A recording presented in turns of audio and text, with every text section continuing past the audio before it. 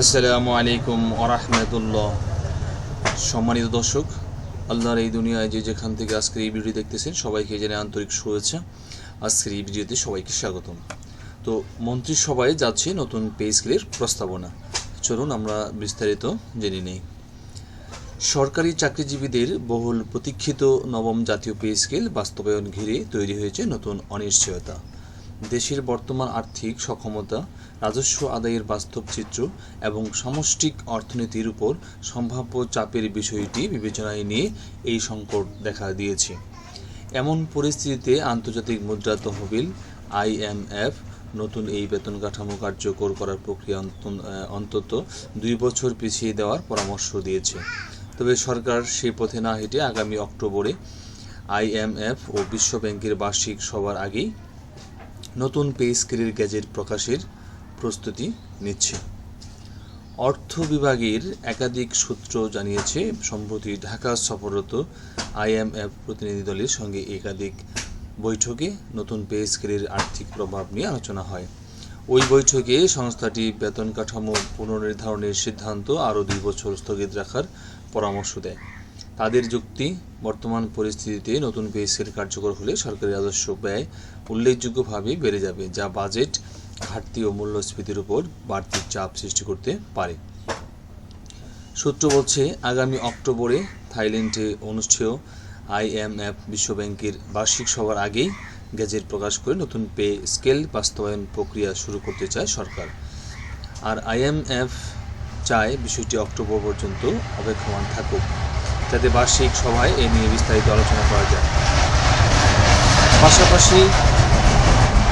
পাশাপাশি নভেম্বরে সম্ভাব্য নতুন মিশন ঢাকায় এসে পে স্কেল ও নতুন ঋণ কর্মসূচি নিয়ে আরও গভীরভাবে আলোচনা করতে পারে, কিন্তু সরকার বিষয়টি দীর্ঘায়িত করতে আগ্রহী নয়।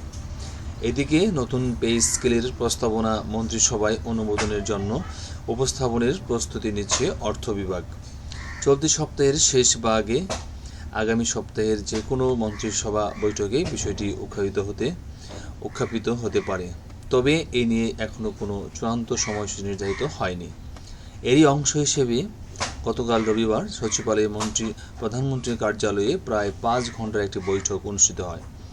বৈঠকে সচিব কমিটির সুপারিশ, আর্থিক প্রভাব, বাস্তবায়ন কৌশল, IMF-এর আপত্তির বিষয়গুলো নিয়ে বিস্তারিত পর্যালোচনা করা হয়। এতে অর্থমন্ত্রী আমির খসরু মাহমুদ চৌধুরী, অর্থ সচিব doctor Khairuzzaman Majumdar, pay scale সংক্রান্ত ফোকাল কর্মকর্তা এবং সংশ্লিষ্ট ঊর্ধ্বতন কর্মকর্তারা অংশ নেন।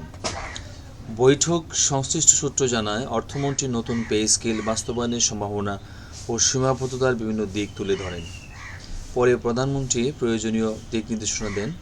সংশ্লিষ্ট সূত্র জানিয়েছে, নতুন পে স্কেলের আর্থিক প্রভাব, বাজেট ব্যবস্থাপনা, রাজস্ব সক্ষমতা, সামষ্টিক অর্থনীতি পরিস্থিতি নিয়ে প্রধানমন্ত্রীর সঙ্গে ধারাবাহিক আলোচনা চলছে।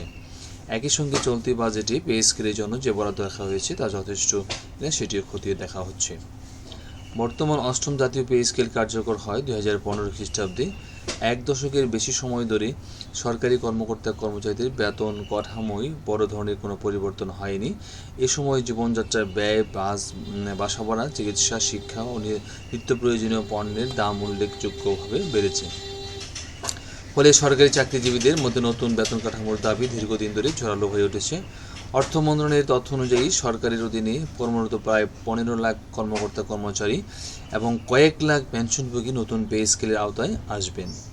মূল বেতন বৃদ্ধির পাশাপাশি বাড়ি ভাড়া, চিকিৎসা, অন্যান্য ভাতা বৃদ্ধির সম্ভাবনা রয়েছে। এর ফলে সরকারের পেনশন ব্যয়ও উল্লেখযোগ্য হারে বাড়বে।